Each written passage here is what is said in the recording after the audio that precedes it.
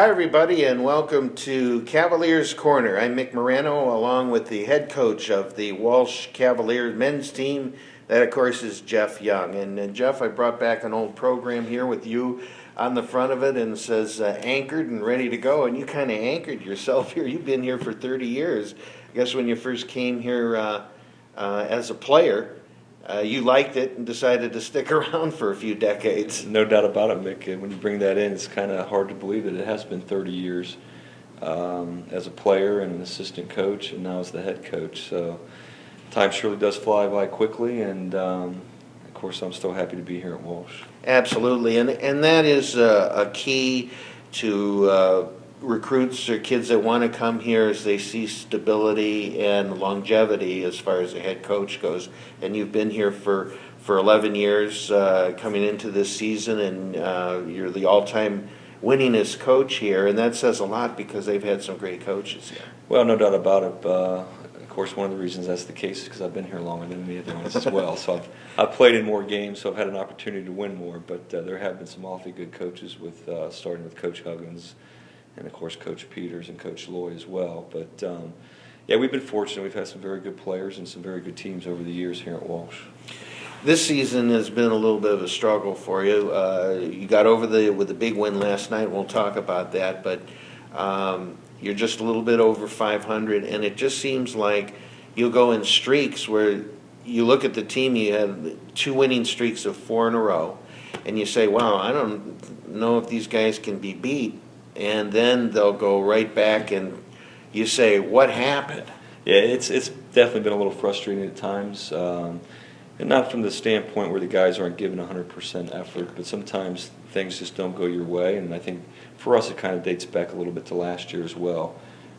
We had some of the same frustrations. I think we had a 6 or 7 game losing streak before we put some things together and won 9 out of our last 12 to finish the year, and of course won our first playoff game. But we had some injuries last year. We lost Chaw to an ACL just before the season started, and then we find out that Connor Keck wouldn't be able to play due to his lung condition and blood clots. And we thought we were through some of those things, and then this year we lose Ryan Burrell to his knee injury, and then Connor has the same issues again this year. So it's really hard to recover from those type of things in 2 years time, but the guys have done a great job. They've hung in there, and the league's awfully good, Mick. Yes. I mean, night in and night out, there are no gimmies, and if you don't play well, you're not going to win. And we're relying heavily on scoring from 3 guys, and Charles doing a nice job in that 4th spot. But Jesse didn't shoot the ball well in 3 games, and we paid the price, and it's not on him. He's doing some other things as well. For example, last night he was 1 of 7 from 3, but he got himself to the line and made 6 of 6 from the free throw line, had 13 rebounds and 7 assists, I believe. So he almost had a triple-double without shooting it great. Yeah, and he was, you just took the words right out of my mouth. He was terrific, as the guys. And it seems like, you talked about the 3 guys that carry the load, and you can count on Chaw Montgomery as well. Sometimes, like last night, he hit, 3 threes in a row? Yeah, 4 for the night, and yeah. Looked good shooting it. And, his job's to defend some of their better players and then get to the glass. And Chaw's averaging 10 points and almost 9 rebounds, so that's pretty productive out of that 4th spot for us. But, Jeff, you're with these guys every day. There doesn't seem to be any jealousy amongst, the 4 guys, does there? No. One guy, Jesse's had some big nights, and the other guys seem to accept that, and then nights are he's off, Trey, Zach pick up the slack. I think the guys have done a good job of working through some of those issues. Off the court, they all get along very well, so that's been fun to coach, and we've had no conflicts as far as that's concerned. But sometimes on the floor, you go through some periods where guys don't think they're getting touches like they maybe they should be, and we've been able to work through some of that. And I tell them one night it may be Trey, the next night it may be Jesse or Chaw or whoever, and you just got to kind of accept that. That's the way the game flows, and as long as we're winning games and different guys are scoring, that makes it better for us. I guess as a coach, you've been in it so long, you have to be kind of, I guess, would it be a psychologist with these guys and work them through some of that stuff, because there gets to be jealousies sometimes amongst guys. No doubt, and you certainly don't expect those things as those guys have been here for 2 or 3 or 4 years and become a little more mature and kind of understand the process of winning ball games. So we're to that point now. I think they're starting to get some of those things, and they're all good enough players where they're going to get recognition, at the end of the season for what they've accomplished. But if they can kind of play together as a unit, then the team will have quite a bit of success also. Last night was great. The crowd, I mean, it just was an explosion back and forth. The teams are just, both teams red hot. That Malone Ball Club, I was looking at them, they've had a tough season.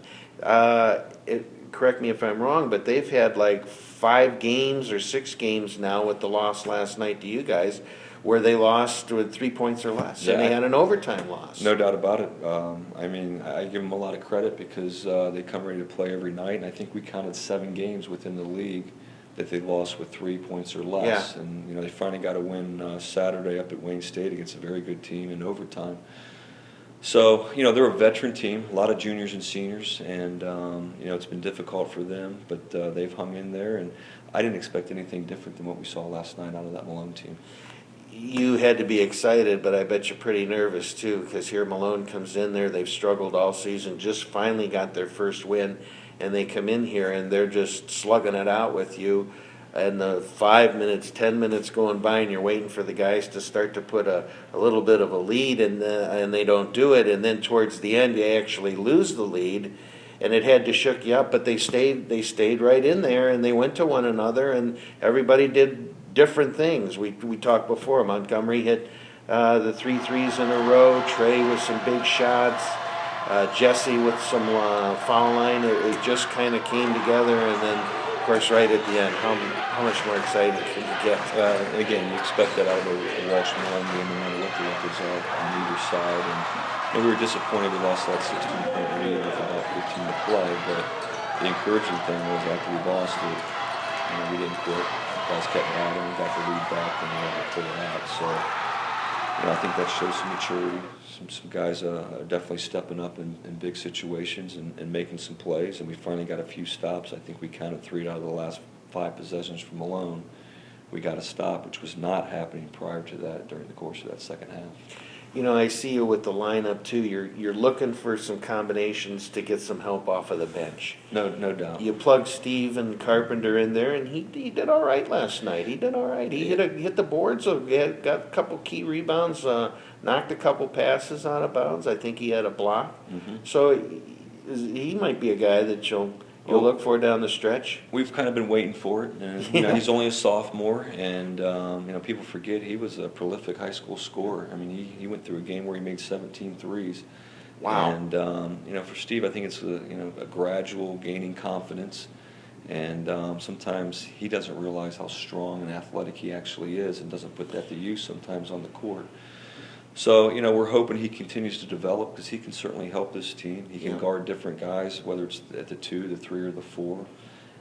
We put him in the line just because we thought he matched up better against Malone, and I think it paid dividends for us at the end. Absolutely. Now, as you look down the rest of the season, you're in contention to get into the playoffs here.